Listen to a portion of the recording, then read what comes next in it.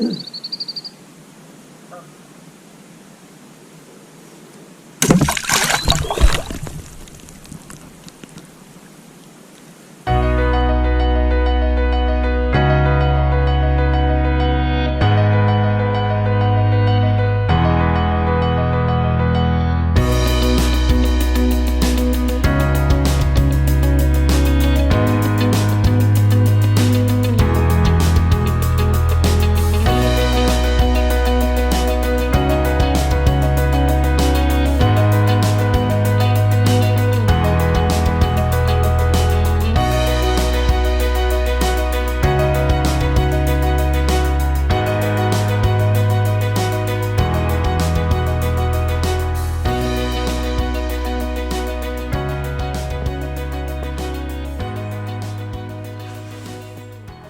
key thing with method feeder fishing is to be as accurate as possible. Obviously today we've got a lovely marker on the far bank with a nice clean bit of bare bank. On any venue, try and get the cleanest bank you can find, and the warmer the weather, the shallower water you think they'll be there.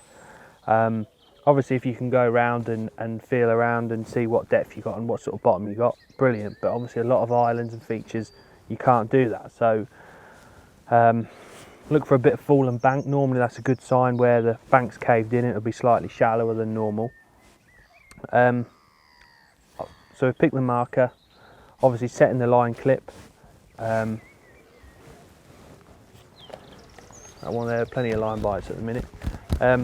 Set the line clip. Now I hit the line clip here, so as it hits like that, one motion, put the rod down, don't mess about with the reel, don't move the feeder. Once you feel it, obviously you watch the line tighten up, and then just a little bit of work here and your tip's just tight. Obviously with this style of fishing you're going to be getting a lot of line bites. Some people say, oh, how do you know when it's a proper bite or not? The tip will either go round and keep going, or you get a violent little tap and it'll drop back where the fish has hooked itself and is swimming back towards you. So we're just going to flick the rod forward, nice and straight, hit the clip, put the rod down, haven't moved the reel, just wait for the line to tighten up, like that, put it on the rest, a little bit of tension on it just so we can see the line bite. Straight away there's fish line biting on that, and it's doing this all the time. Just ignore them, wait for it to proper pull round, or it'll pull round and drop back really quickly. The whole idea of using the hair rig like that, look, and fish is on. So we're going to keep the rod down, trying to keep it away from these lilies. Obviously not every fishery's got those. Keep the rod low, just keep winding. As you can see, this is a real soft rod, which is what you need when underneath the rod tip here.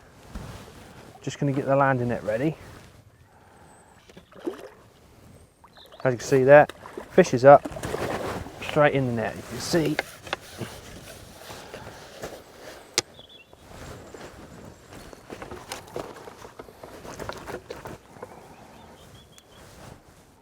Perfectly hook hold, see that there, put them in the net, and away we go.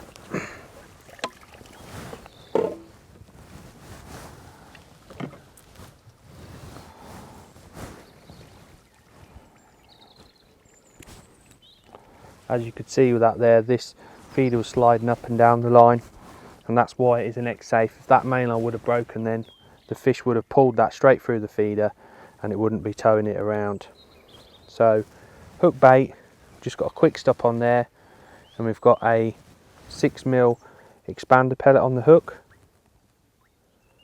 So just going to get the quick stop, push that through the centre of the pellet, not too fast. If you do it too fast you'll split the pellet. Slide that up onto the quick stop. Right, so we're going to put a few micros in the hybrid, then just push your hook bait into it, a few more. Then we're going to pick a marker again, back, hit the clip, put Put the rod down.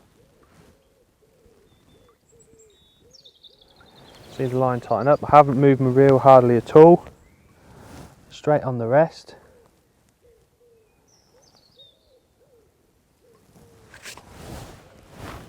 Ready for the next bite. Obviously the good thing about feeder fishing, you've got your hands to do whatever you want. You can feed your margin line for later on. You can get your next feeder ready, like so. But you don't have to be concentrating too much. Just waiting for that rod to arc straight round or a little drop back.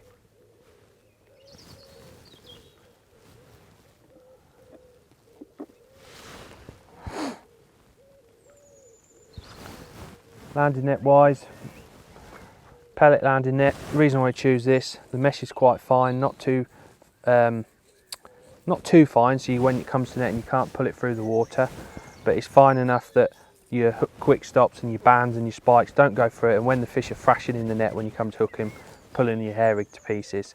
Nice and shallow as well, so when you come to unhooking the fish, it's nice and comfortable for you.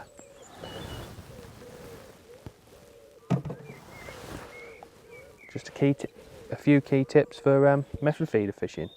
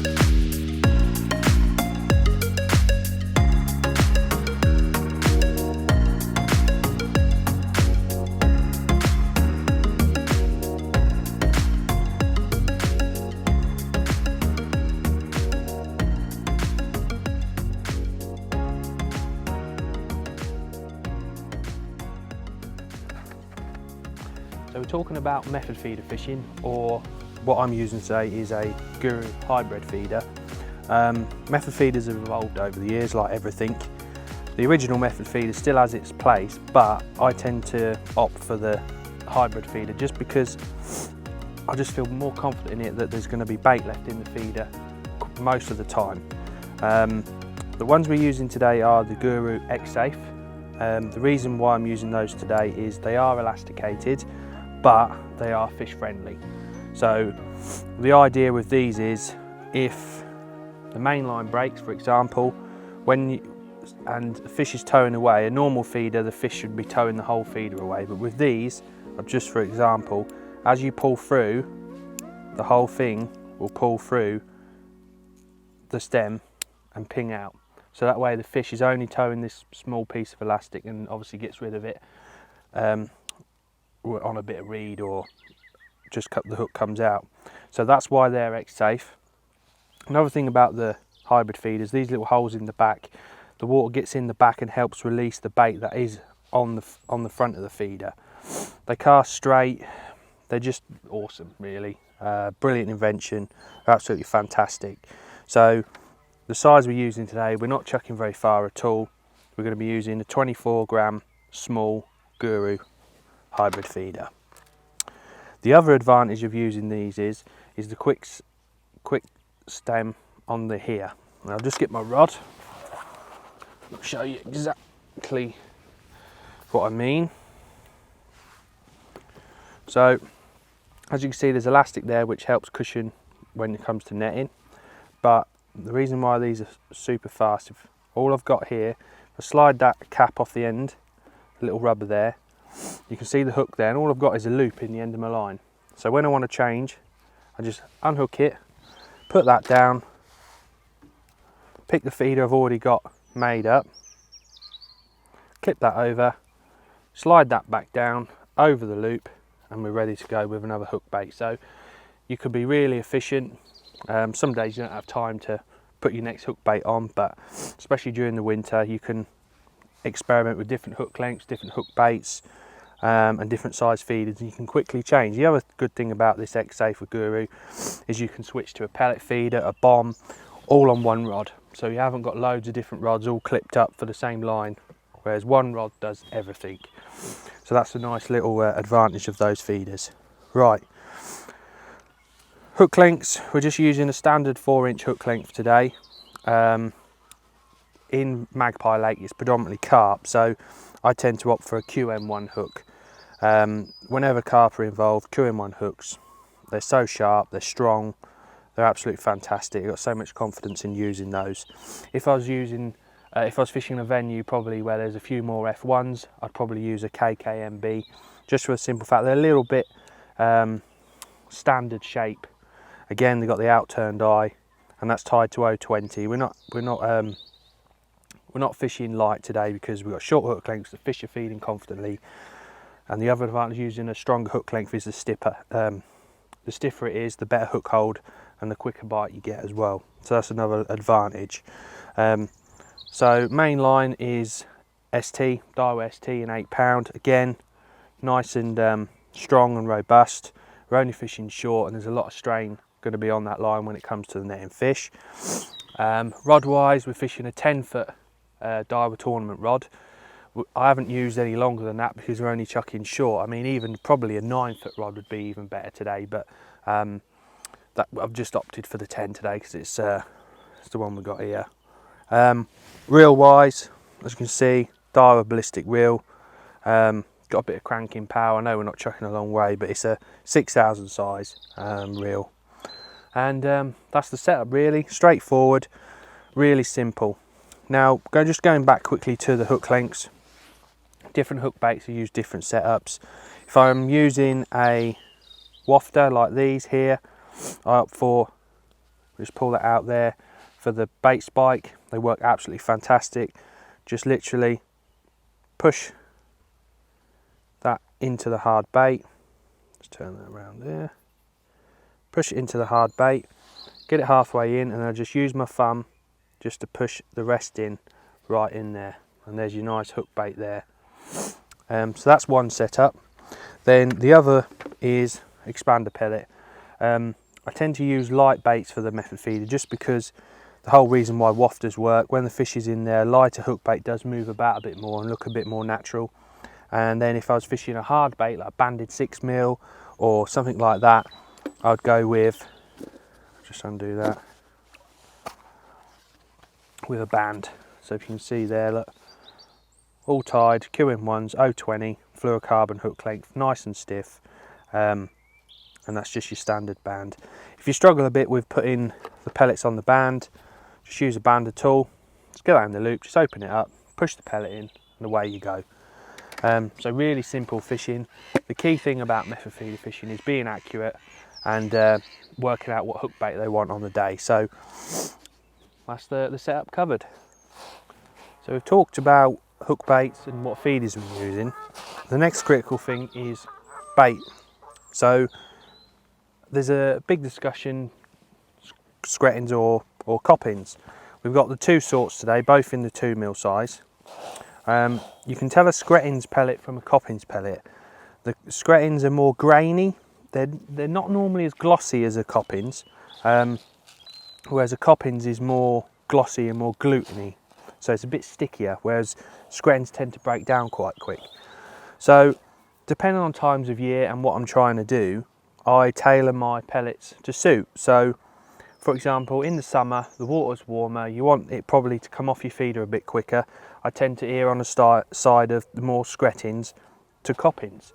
I always have a few coppins in there just to help it stick, because they are really sticky out of the 2 pellets. So in the winter, example, you're chucking out, you're probably waiting 20 minutes for a bite. So you'd probably do 70% coppins 2 mils to 30% screttings, just for the simple fact, you know it's going to be on the feeder when it breaks down. Whereas in the summer, you're chucking in, you're hitting your clip, your rod's going down. Most of the time the fish are nailing it straight away, so you want a bit of bait to be coming off. So I'm doing it the opposite way around in the summer. So it's 70% screttings to 30% coppins. Really simple, or 50-50, it wouldn't be far wrong with that either. So the best way to prepare them is, all I do is get a pint bait tub, just fill that up there,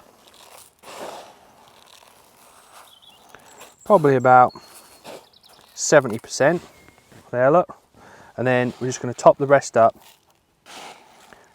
with your coppins. So that's a 1.1 bait tub. You'll be amazed how much bait.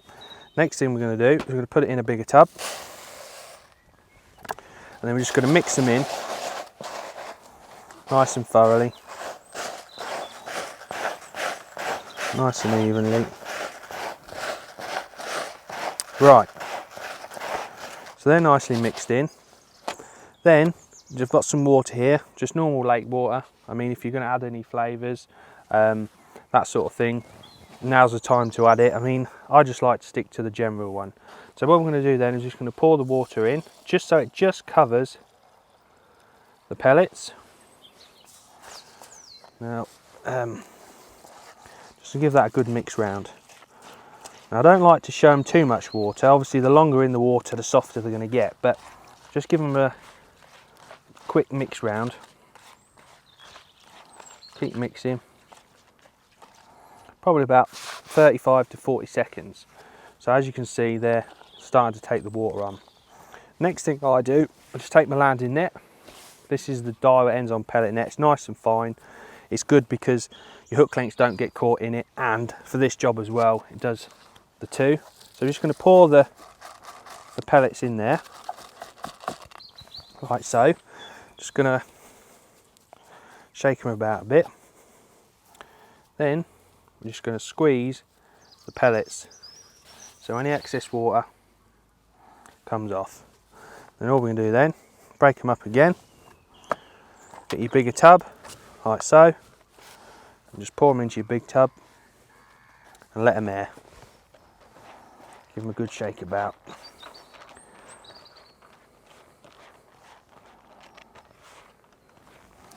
Then you'll see, just keep, if for example during the session the sun dries them out a little bit, I always like to keep a tub of water on my side tray. I just literally put my hands in the water like that and just work it back through the pellets, and they go sticky again. So you don't have to worry about keep putting too much water in, and they will be absolutely perfect for the hook. So you'll see they're nice and squidgy. Just put them on your method, on your hybrid.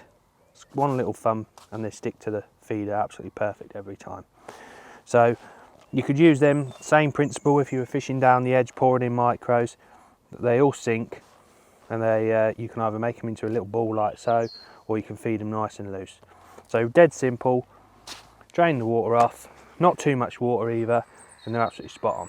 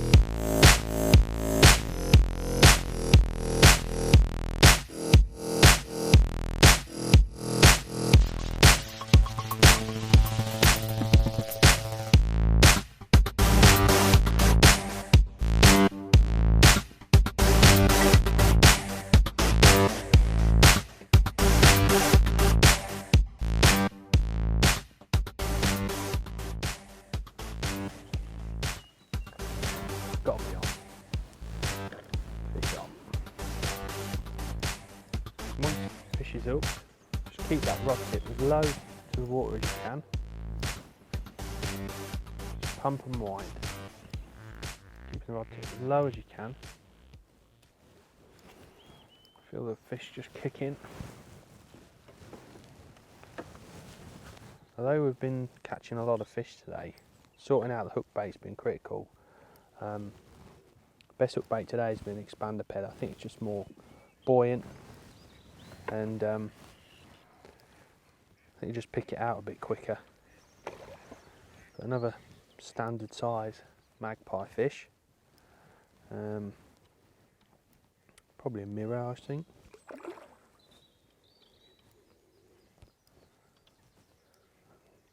Oh, look at that beautiful fish. Ghosty mirror. Just unhook him.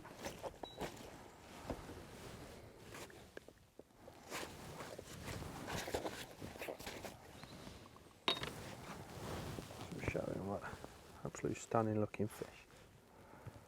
Beautiful. Typical magpie mirror.